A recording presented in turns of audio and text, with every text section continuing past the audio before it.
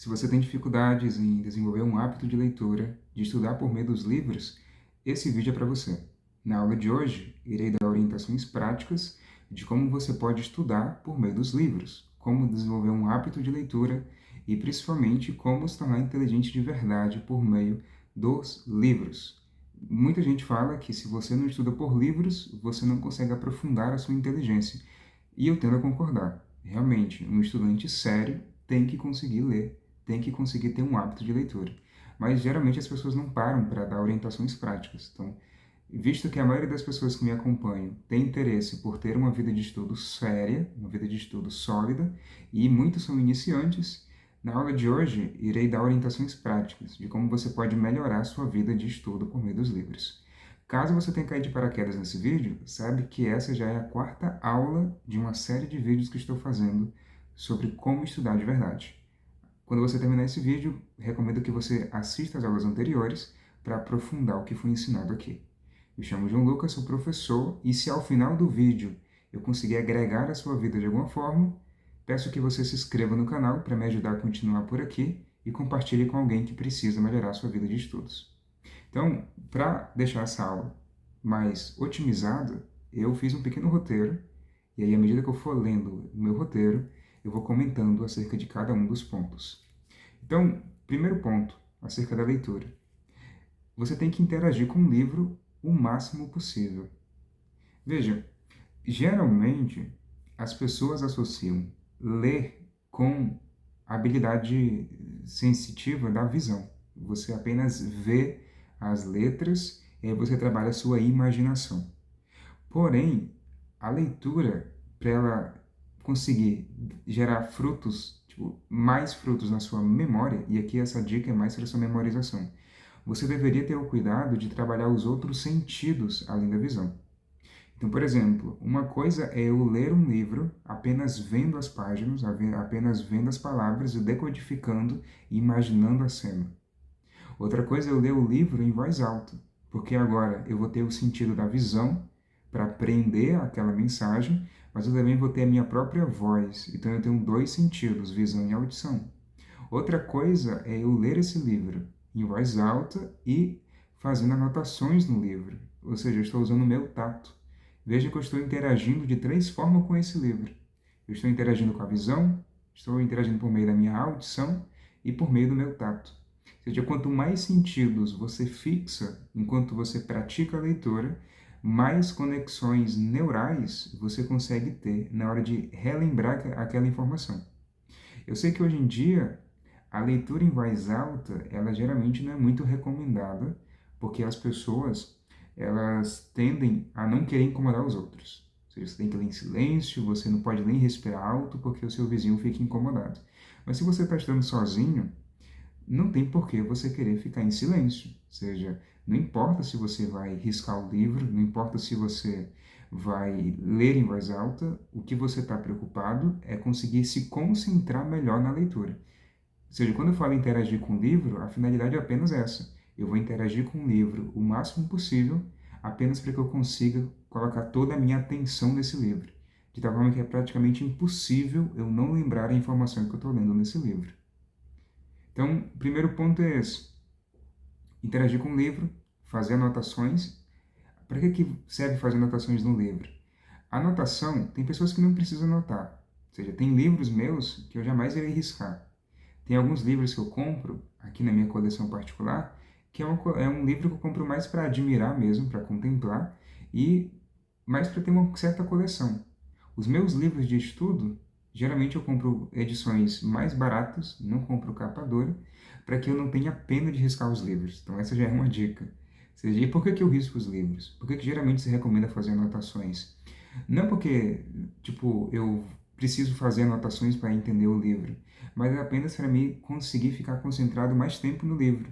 Ou seja, quando eu estou lendo o livro com um lápis na mão, li um parágrafo interessante e escrevo embaixo aquilo sobre alguma consideração sobre o parágrafo, tento fazer um link com algum livro antigo, isso faz com que a minha atenção não se disperse. Ou seja, eu penso em outras coisas além daquilo que eu estou estudando no momento. Então, o primeiro ponto é tente tornar a sua leitura o mais interativa possível. Outras dicas: Além da visão, de fazer anotações no livro, você pode, por exemplo, procurar por imagens. Eu sei que geralmente, se você é muito disperso, se você é viciado nas redes sociais, não é tão interessante você ler perto do celular.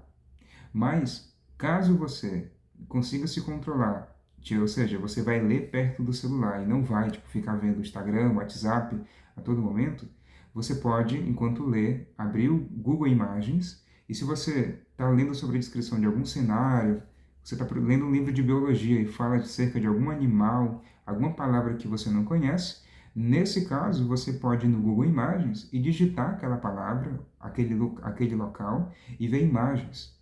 Assim, a sua imaginação se torna mais viva, ou seja, você vai ter mais repertório imaginativo para fortalecer aquela memória e posteriormente trabalhar na sua cognição.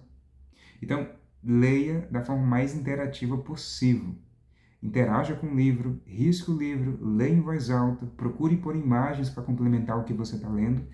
Faça um esforço inicial para que assim você consiga extrair o máximo possível daquilo que você está lendo. Então, esse é o primeiro ponto, interagir com o livro. Segundo ponto, não avançar a leitura sem entender o que você acabou de ler. Quando eu falo sem entender o que você acabou de ler, não é que você tem que entender tudo o que você está lendo, palavra por palavra, não é que você tem que memorizar tudo o que você está lendo, não. Quando você lê um livro de 100 páginas, você não vai lembrar das 100 páginas. Você vai, se você tem um bom hábito de leitura, o que você vai fazer é esquecer a maior parte do que você leu e vai extrair o que o autor quer dizer, ou seja, você vai conseguir tirar o suco, você vai conseguir extrair a mensagem do que o autor quer dizer.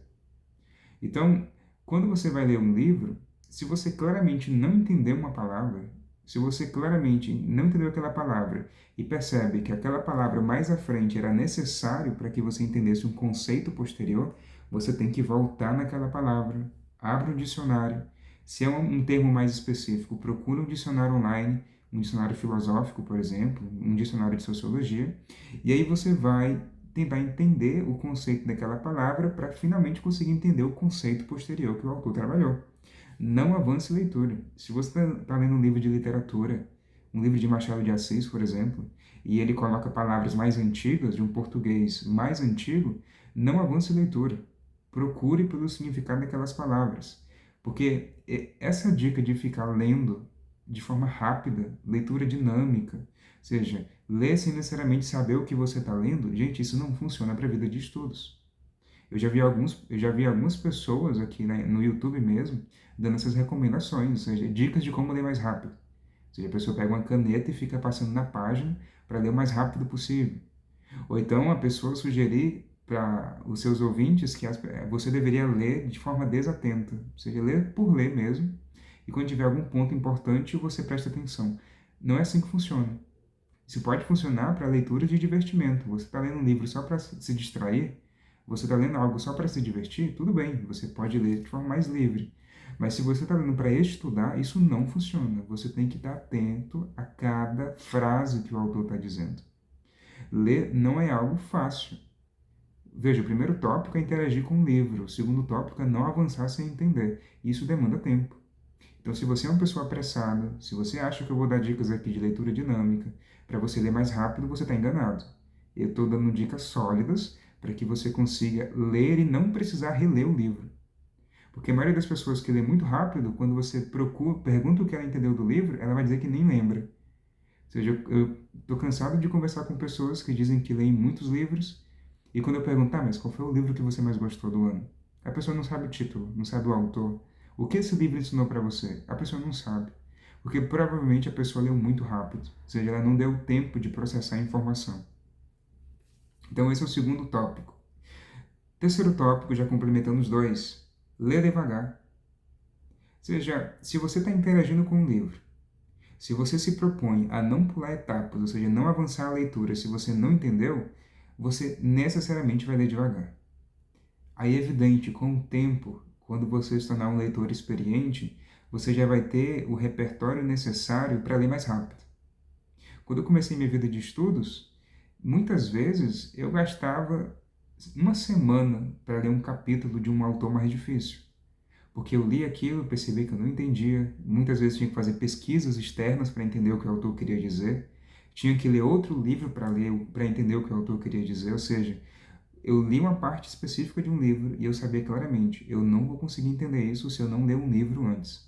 Então eu parava a leitura do livro, li o livro que o autor recomendava e depois eu voltava no livro do autor para só então entender. A leitura, enquanto estudo, ela é algo demorado, é algo moroso. Você não está lendo apenas para se divertir, você está lendo para extrair um conhecimento do que você está lendo. Então, o terceiro tópico é ler devagar, que aí já entra em voz alta. A leitura em voz alta vai favorecer a sua memória, e se você ler em voz alta, você não vai conseguir ler muito apressado. Quando você está lendo em silêncio, você consegue avançar a leitura. Você consegue ler na velocidade de 2, né, digamos assim. Agora, quando você está lendo em voz alta, se você ler rápido demais em voz alta, a sua voz fica indecifrável. E aí você não consegue entender nem mesmo o que você está lendo. Então, ler em voz alta é uma forma de controlar o seu ritmo de leitura, para garantir que você vai ler devagar o suficiente para entender o que você está lendo. Além de que, se você lê em voz alta, você também trabalha a sua fluência no idioma. Geralmente, nós temos o hábito de ler apenas em silêncio. Então, nós vemos uma palavra difícil e nós tendemos a achar que sabemos falar aquela palavra. Mas passam anos sem que nós pronunciemos a palavra e a gente acaba esquecendo como fala aquela palavra. A leitura em voz alta tende a facilitar esse processo de fluência. Você garantir que vai continuar conseguindo falar bem as palavras do idioma que você está lendo. Quarto tópico. É o quarto tópico? É o quarto tópico. Fazer leitura espaçada. Na aula 1, aqui desse curso, eu falei sobre a memória de curta e longa duração. E depois eu falei sobre as práticas intensiva e prática espaçada. Já provavelmente você está habituado a fazer releitura. Você lê o livro, assiste uma videoaula, faz uma anotação de cabo a rabo do que você acabou de ler e depois você fica se expondo ao mesmo conteúdo na íntegra. Isso vai te dar a falsa sensação de que você está aprendendo, mas você não aprendeu, é porque você não se permite esquecer. Como você fica se expondo àquele conteúdo em um curto período de tempo, você não dá o tempo necessário para que o seu cérebro esqueça daquelas informações. A leitura espaçada, a curto prazo, ela tende a desmotivar os alunos porque você tende a achar que tende a achar que não está aprendendo, porque você leu e você não vai voltar no livro. E aí, quando alguém te perguntar sobre aquele livro, ou você se colocar a teste sobre aquele livro, você vai perceber que não vai conseguir lembrar de tudo. E aí você se desespera e pensa que tem que reler o livro imediatamente. Mas não é assim que funciona. Se você quer aprender algo de forma sólida, se você quer reter uma informação de forma duradoura, muitas pesquisas indicam que a simples releitura não é a melhor opção. Você lê o livro, você vai ficar um certo tempo sem voltar naquele livro, sem fazer a releitura, e quando você for pensar no livro novamente, você vai tentar lembrar de cabeça o que você sabe sobre aquele livro. Então, sei lá, estou lendo um livro de 10 capítulos, um livro de literatura mesmo. Comecei a leitura do livro, parei no capítulo 3. Antes de eu ir para o capítulo 4, vamos dizer que eu pausei o vídeo, pausei o livro um pouco. Eu vou tentar lembrar de cabeça, algo rápido mesmo, que seja 10 minutinhos antes de ir à leitura do capítulo 4. Eu vou tentar fazer um resumo mental de o que eu li do capítulo 1 até o capítulo 3. Eu consigo lembrar, eu consigo ordenar os fatos que aconteceu na história do capítulo 1 até o capítulo 3? Se sim, é sinal de que eu estou conseguindo melhorar minha memória acerca da leitura. Então, se permitir ter um certo esquecimento e depois tentar explicar a ideia dos autores que você leu com as suas próprias palavras é um exercício muito mais ativo e tende a favorecer muito mais a sua aprendizagem do que simplesmente ficar fazendo releituras. Então, esse é o quarto ponto, fazer releituras. Espaçar a leitura, na verdade. Se permitir um certo esquecimento para gerar a informação que você realmente sabe. Não ficar apenas se garantindo sem realmente testar o que você aprendeu. O próximo tópico, que é o quinto, é você vai linkar o seu livro atual, que você está lendo, com os livros anteriores. Veja, eu já falei anteriormente no tópico 4 que se você está no capítulo 4, por exemplo, você vai tentar linkar com o capítulo 1, 2 e 3. Você vai tentar lembrar de cabeça desses capítulos anteriores. Mas um exercício mais complicado ainda, e que tende a ser mais benéfico ainda, é você tentar linkar com autores distintos. Estou lendo um livro e, estou no meu quarto livro do ano. estou lendo um livro, esse quarto livro, estou lendo um conceito bem específico de um autor. Quando eu leio aquele conceito, eu paro e penso, beleza, o livro que eu li antes desse falava sobre o quê? Como é que eu posso correlacionar esse livro atual que eu estou lendo com os livros anteriores que eu já li? Como é que eu posso linkar as ideias desse autor com os autores anteriores? Ou se eu estou lendo um livro do mesmo autor que eu já li, ou seja, qual é a diferença desse livro, desse autor, para o livro anterior? O que que há de convergente, o que que há de divergente? Você vai realmente fazer uma teia, você vai linkar as informações que você está lendo para que você consiga reforçar a assimilação da memória mais recente, ou seja, você consiga assimilar melhor o que você está lendo agora, a memória mais recente, e a mesma coisa você consegue reforçar as memórias anteriores. Porque quando você tenta ligar uma informação nova com a ligação anterior, você reforça as duas memórias e, consequentemente, você tende a aprender melhor essas coisas. Veja, não há nenhuma fórmula mágica. É realmente esforço. É interagir com o livro para conseguir ficar atento, manter sua atenção ali. É não avançar sem entender. A leitura em voz alta tende a ajudar nesse processo. Riscar o livro tende a ajudar nesse processo. É fazer uma leitura espaçada, tentar realmente pensar de cabeça o que você sabe, o que você aprendeu, falar com suas próprias palavras o que você aprendeu. Depois você vai linkar o livro que você está lendo com livros anteriores. Se você faz isso, dificilmente você não vai conseguir avançar por meio dos livros. Dificilmente. Outra coisa que é bem interessante, que eu vou até mostrar para você.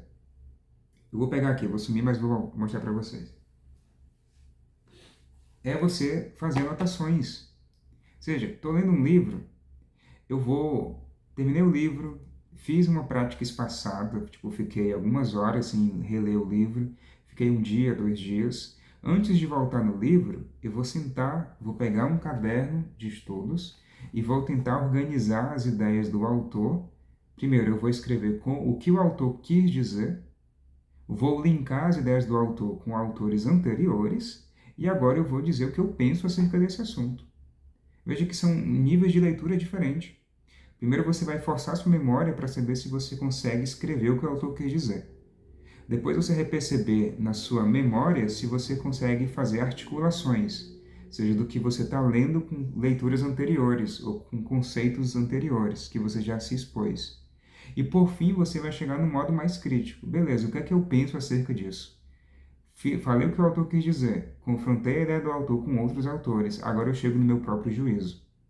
Veja que você já chegou no nível mais avançado. Você já tem um pensamento mais intelectual. Você já consegue refletir sobre a realidade. Fez isso, não tem como você não se tornar inteligente. Esse vídeo aqui não é um vídeo para te falar sobre como ter um hábito de leitura, como ler mais. Eu já tenho muitos vídeos sobre isso no canal. Essa aula é dedicada a quem realmente quer usar os livros para estudar melhor e para realmente desenvolver a vida intelectual. Se esse vídeo for útil a você, se inscreva no canal, compartilhe com alguém que precisa desse tipo de conteúdo e nos vemos. Até mais.